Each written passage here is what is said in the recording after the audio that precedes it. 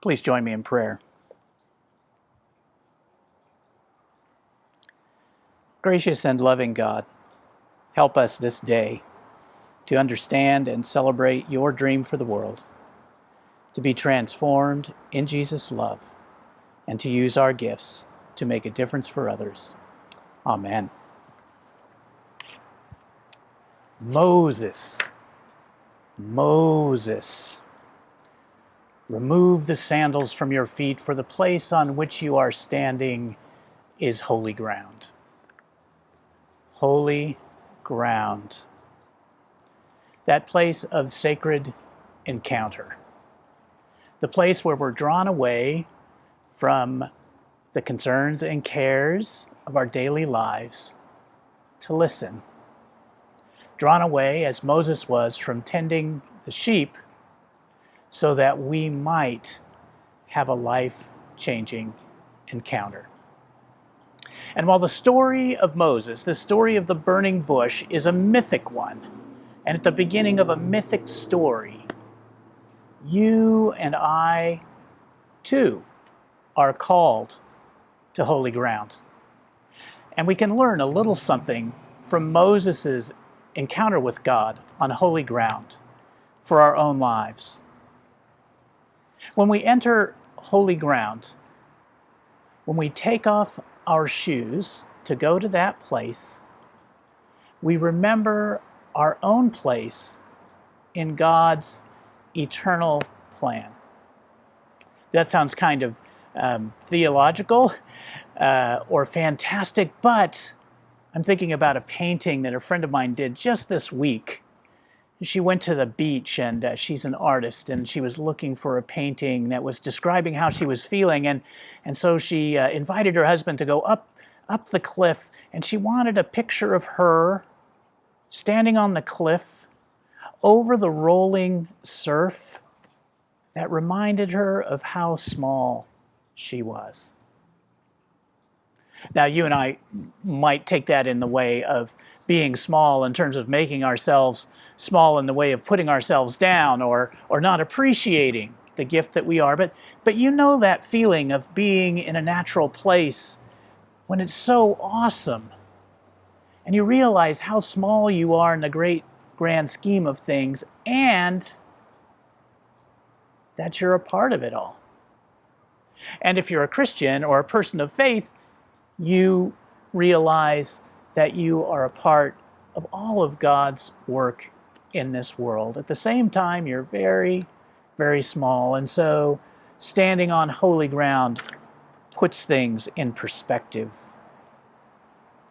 When we go to holy ground, we remember and we count on the fact that God hears. In the Moses story, God says, "I have heard the cry of my people." God is not distant. God is not far away, the unmoved mover. God is present and God hears. And that's good news for us because each of us cries out to God for things in our lives, especially when it seems not like we are standing on holy ground, but we are standing on shifting ground where we can't quite find our balance. But it also reminds us that God hears the cries of the world around us. That God notices when things are going amiss, when people are being abused, when people don't have enough, when people are suffering and in darkness. God notices, and God hears and cares. And when we go to holy ground, we too can have our ears opened so that we can hear those cries around us. On holy ground, we are reminded of who we are. When Moses says, "When I go to the people of Israel," God says, "Go to the people of Israel," and he says, when I go, who shall I tell them you are?" And God says, "Tell them I am the God of their ancestors, Abraham and Isaac and Jacob." And Moses is going not just to remind them of who God is, but to remind them of who they are. Lost in slavery there in Egypt, they might simply think there are people with no connection, but God reminds them, I am your God. Your ancestors are Abraham and Sarah and Isaac and Rebekah and Jacob and Leah and Rachel. You are a people. It's who you are. And when you and I go to holy ground, in a mystical and powerful way, if we just take our shoes off and take some time there, we too remember who we are. Not a consumer wrapped up in kind of getting all the latest stuff, not just a parent trying to figure out how to homeschool our children, not just somebody who's locked in at home and can't get out. We are God's people. And in this story, it's a little bit funny because you remember in the chapter before this, you may not remember, I'll tell you, Moses was raised as an Egyptian in Pharaoh's royal household. And here he's encountering the God of the Hebrews. And in a way, maybe even in this holy ground, Moses is discovering who he is. Discovering from God that he is not, a member of Pharaoh's household, an Egyptian, but he too is a descendant of Abraham and Isaac and Jacob. And spiritually, so are we. On holy ground, it goes even deeper than that in terms of remembering who we are. I'm struck by the fact that God calls Moses to deliver his people from oppression. And Moses seems startled. Why would you call me to do this, Moses says. But I can tell why God calls Moses to do it. Because that is who Moses is. Why is Moses on a mountain in Midian, in Saudi Arabia, when he was raised in Egypt, in Pharaoh's household? He's there because he had to flee Egypt because he killed a guard that was oppressing a Hebrew slave. Moses was already a protector and deliverer. And so he's kicked out of Egypt and off he goes across the desert. And when he gets to Midian, a foreigner in Midian in Saudi Arabia, if you want to know where that is now, when he gets there, he comes upon a well and he sees a number of, I'll call them ruffians. That's such a great word. We never use it anymore. These ruffian shepherds harassing these women who were gathering water at the well. And what does Moses do? Moses comes and chases off the ruffians and becomes a part of that family of those women, becomes a part of their family.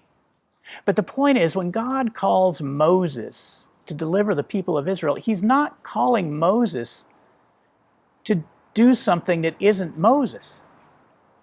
Moses is a protector and a deliverer. And when you and I go to holy ground, we may not be a protector or deliverer, but we have something that is uniquely us. And if we listen long enough, God will remind us of what that is. It's like the thread. It's like a thread that runs through our lives. And that thread, from that deepest sense of who we are, is where God calls us to go and be present in this world and change this world. On holy ground, we remember not only that in general we're part of God's plan. On holy ground, we get in touch and enlivened in what makes you and me and each individual person alive with God's presence, a unique thing. And that's where God calls us. That's how God calls us. You don't need to go to a mountain, a high mountain, to be on holy ground. And indeed, while it's wonderful to be in this beautiful space, and what a gift this beautiful space is that we call church, you don't need to be at church to be on holy ground. And being on holy ground isn't even necessarily a once-in-a-lifetime experience. No, we can find holy ground every day. in every moment of our lives, we can find some holy ground. Before you venture off in the morning, you can find a space of quiet where you can figuratively, or maybe even literally, take your shoes off to remember that you are standing on holy ground. And on that holy ground, you can find time to notice your own small but important place in the world, to notice a good perspective of facing that day. You can stand or sit or kneel in that holy ground and remember that you are in the presence of the Holy One who hears and listens. You can be on holy ground and remember who you are. Remember that thread that runs through your life that is your gift, and that you are God's child. And as you're there in holy ground, perhaps you'll even receive a call or a gift for that day. Something connected to all of those things I just talked about that extends God's presence into this world.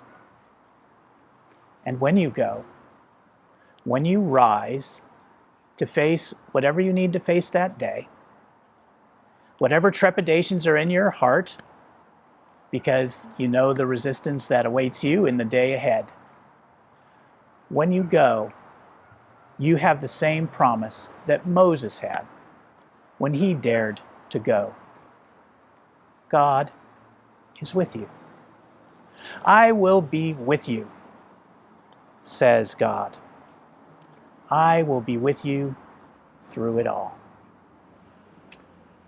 I pray that you find some holy ground in your life this week, that you will hear God calling your name. You know, it might not even be a booming voice. The Bible doesn't even say Moses was a booming voice. Cecil B. DeMille said that, but I'm dating myself. It may be just a whisper. It may be God calling and saying, Thomas, Beth, Bob, Cindy.